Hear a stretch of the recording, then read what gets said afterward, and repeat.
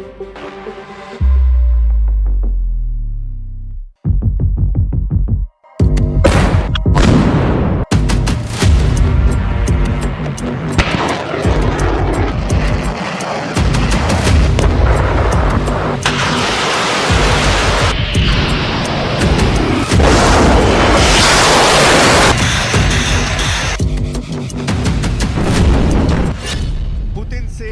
गए Trump, Ukraine Europe की हार। 1099 दिन से ज्यादा यूक्रेन जंग में इस वक्त पुतिन जंग जीतने से ज्यादा जंग लंबी खींचने की कोशिश में जुटे हैं। वॉर एक्सपर्ट्स का साफ दावा है कि जब से डोनाल्ड ट्रंप अमेरिका के राष्ट्रपति बने उसके बाद से दुनिया में पुतिन के रूस का रुतबा 2 गुना हो चुका है। ट्रंप के हैरान करने वाले एक्शन और बयानों से यूक्रेन से लेकर यूरोप तक हड़कंप मच चुका है।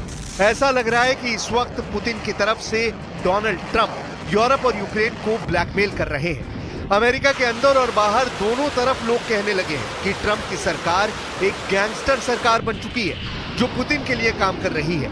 हैरानी की बात तो यह है कि ट्रंप दुनिया के लगभग सभी देशों को टैरिफ की धमकियां दे रहे हैं, लेकिन ऐसा लगता है कि रूस के सामने अमेरिका ने घुटने टेक दिए हैं। हम आपको दिखाने जा रहे हैं कि कैसे फ्रांस, ब्रिटेन, जर्मनी समेत 30 से ज्यादा यूरोपीय देशों ने ट्रंप को यूक्रेन के साथ साथ यूरोप के लिए बहुत बड़ा खतरा बता दिया है। हालात ये है कि अब राष्ट्रपति ट्रंप भी यूक्रेन और यूरोप की रत्ती भर परवाह नहीं कर रहे और पुतिन को खुली छूट दे रहे हैं कि वो यूक्रेन से लेकर यूरोप तक जो करना चाहे वो करें।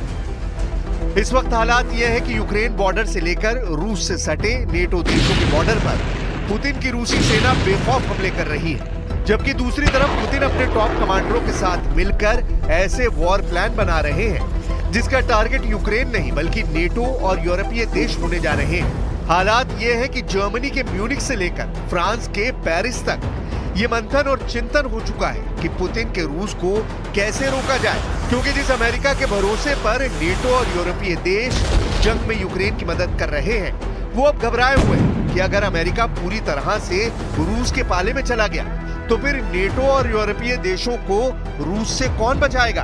ट्रंप भी अच्छी तरह से जानते हैं कि नेटो और यूरोपीय देश पुतिन के रूस से बुरी तरह घबराए हुए हैं, इसलिए ट्रंप इस वक्त ऐसी चाल चल रहे हैं कि जो यूक्रेन और यूरोप दोनों पर बहुत भारी पड़ने जा रही है।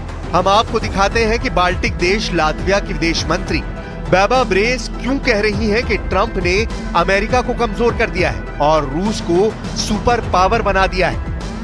नेटो देश लातविया एक बाल्टिक देश है जिसकी विदेश मंत्री बेबा ब्रेस ने अमेरिका और ट्रंप की रूस नीति पर जबरदस्त वार किया है। लातविया की विदेश मंत्री बेबा ब्रेस ने चेतावनी दी है कि रूसी राष्ट्रपति व्लादिमीर पुतिन शांति वार्ता के जरिए अमेरिका को कमजोर कर रहे हैं और पूरे यूक्रेन को कंट्रोल कर रहे हैं।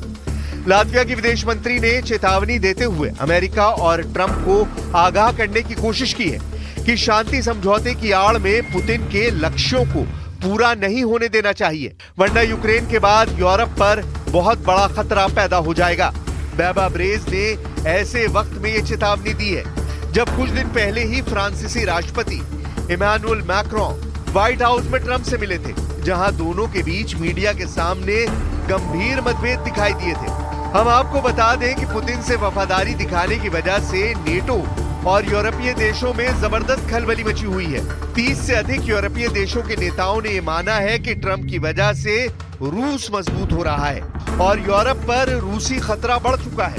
हालांकि ट्रंप ने दो टूक कह दिया है कि हमने यूरोपीय देशों की सुरक्षा का ठेका नहीं ले रखा है।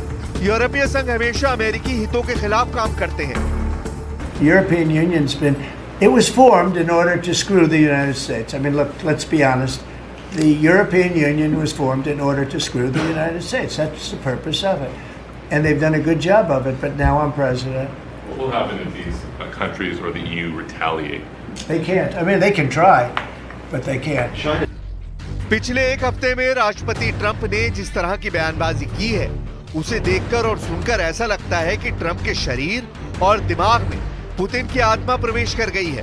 ट्रंप इस वक्त उसी तरह से बयान यूक्रेन, यूरोपीय संघ और नेटो के खिलाफ दे रहे हैं जिस तरह से पुतिन देते हैं। इसलिए अब नेटो देश अमेरिका के राष्ट्रपति ट्रंप पर आरोप लगा रहे हैं कि राष्ट्रपति ट्रंप नेटो और यूरोपीय देशों को कमजोर कर रहे हैं और रूस को मजबूत कर रहे हैं।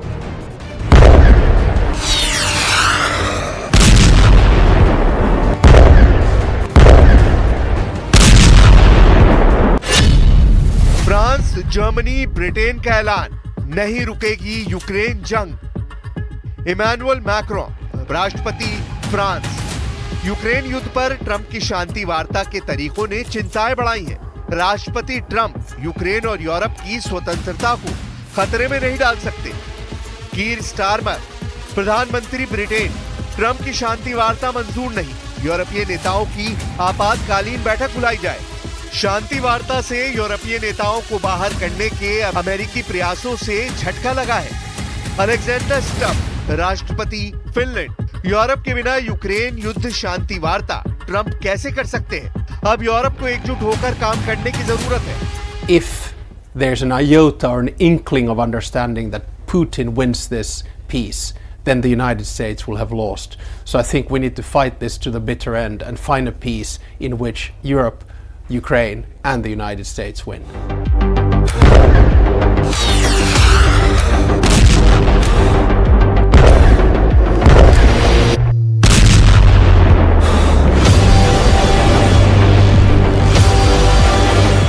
पुतिन के करीबी दिमित्री का दावा, रूस को हराना नामुमकिन।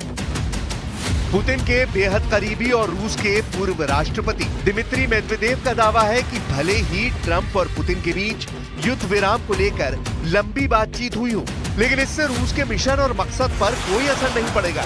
सख्त तेवरों के साथ पुतिन के करीबी दिमित्री मेदवेदेव ने जो ताजा दावे और बयान दिए, उसने राष्ट्रपति ट्रंप को साफ संदेश दे दिया है कि रूस झुकने वाला नहीं है और न ही यूक्रेन की कब्जा की गई जमीन को रूस छोड़ने वाला है। रूस के पूर्व राष्ट्रपति और रूस के सुरक्षा परिषद के उपाध्यक्ष दिमित्री मेदवेदेव ने अमेरिका और पश्चिमी देशों को साफ संदेश दिया है कि पश्चिमी देशों को ये समझ लेना चाहिए कि रूस को हराया नहीं जा सकता है। दिमित्री मेदवेदेव ने अमेरिका और डोनाल्ड ट्रंप पर निशाना साधते हुए साफ कहा है कि इस दुनिया में कोई एक मुख्य देश और उसका सर्वोच्च शासक नहीं हो सकता है। घमंड में डूबे अमेरिकी नेतृत्व को सीख लेना चाहिए कि रूस को झुकाना नामुमकिन है। इस सच्चाई को जितनी जल्दी पश्चिमी देश समझ ले, ये उनके लिए उतना ही बेहतर होगा। दिमित्री मेदवेदेव के इस बयान से साफ है कि ट्रंप यूक्रेन युद्ध को खत्म करने के लिए कितनी भी कोशिश कर ले, रूस अपनी शर्तों पर ही कोई फैसला करेगा। रूस के इन तेवरों से ज़ेलेंस्की के होश उड़ना शुरू हो गए। अब ऐसे हालात में सवाल उठता है कि रूस यूक्रेन जंग में क्या सब कुछ पुतिन ही तय करेंगे? क्या वाकई में ट्रंप भी पुतिन के ट्रैप में फंस चुके हैं? जो हालात दिख रहे हैं उससे साफ है कि यूक्रेन जंग पर पुतिन ने ट्रंप को आईना दिखा दिया है। पुतिन को अच्छी तरह से एहसास हो चुका है कि अगर कुछ महीने जंग और चली तो यूक्रेन न सिर्फ युद्ध हारेगा बल्कि पूरी तरह से कंगाल हो जाएगा।